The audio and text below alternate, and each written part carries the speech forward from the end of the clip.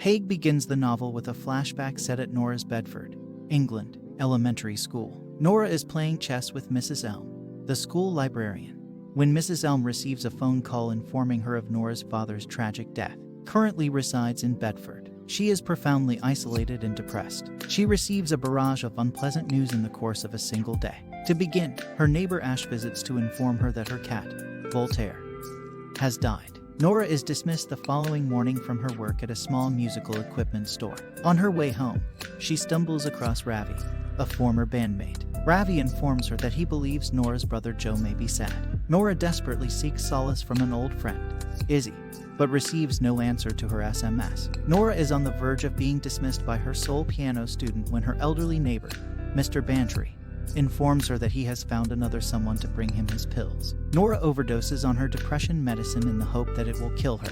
Rather than die, she awakens at the Midnight Library. Mrs. Elm is in charge of the library. It allows Nora to experiment with alternate lives she might have had she made a different choice in the past. Should she become dissatisfied with any of her dream lives, she will be whisked back to the library immediately. Nora's first life experiment is one in which she marries her ex-fiancé, Dan. Nora and Dan co-own a pub in this dream life, just as Dan has always desired. Dan is an alcoholic, has financial difficulties, and has an affair with another woman. Nora recognizes Dan's constant manipulation, resentment, defensiveness, and jealousy, even throughout her root life. She expresses disappointment and is immediately whisked back to the library. Nora experiments with a life in which Voltaire is confined indoors, her recent loss still fresh in her memory. Voltaire remains dead in this dream life, demonstrating how the consequences of Nora's choices are utterly out of her control. Nora selects a life in which she moves to Australia with Izzy, despite her friend's absence. Izzy was killed in a vehicle accident during this lifetime. Nora is distraught and shares an unkempt flat with an unknown roommate.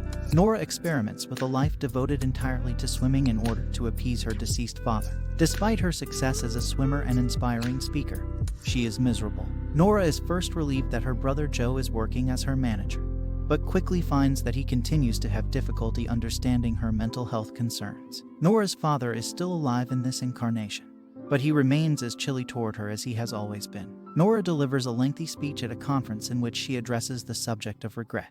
Nora chose a life as a glaciologist as a result of Mrs. Elm's encouragement as a child. Nora comes face to face with a polar bear, which forces her to acknowledge how much she wishes to live. Hugo Lefebvre, one of her fellow glaciologists, turns out to be a slider. As with Nora, he slips in and out of various dream lives. They enjoy a brief fling, but Nora is unsatisfied. Nora experiments with a life in which she stays in the band with Joe and Ravi, guilt-ridden at the prospect of being responsible for Joe's sadness. She enjoys performing, but is shocked to discover that Joe died of an overdose in this life. Nora chooses an easygoing life where she works at the local animal shelter after becoming exhausted with living out other people's aspirations for her. She has a boyfriend named Dylan, who is unbelievably sweet to her. Nora, despite this, has little sympathy for him and returns to the library. Nora chooses on a whim to experiment with a life in which she co-owns a vineyard with a man named Eduardo. Nora can tell she is content in this life, yet she yearns for more. Nora's obsession with accumulating new experiences leads her to experiment with a plethora of other dream lives, none of which get her any closer to contentment. Nora, sick and tired of searching for meaning in life, is convinced by Mrs. Elm to try dating Ash, her neighbor, instead of Dan. Nora's relationship with Ash is near perfection.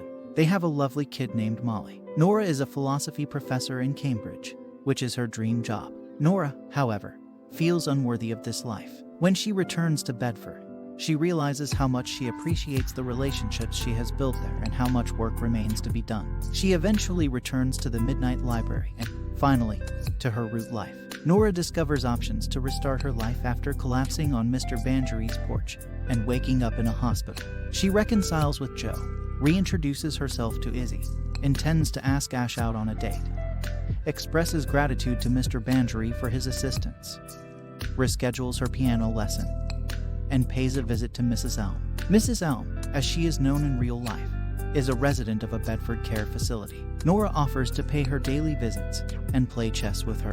The novel concludes with the pair beginning a fresh game. The novel demonstrates that regardless of how hopeless the world appears, our existence matters. Even if we reach rock bottom and feel as if we've lost everything, we still have the ability to create a better future for ourselves.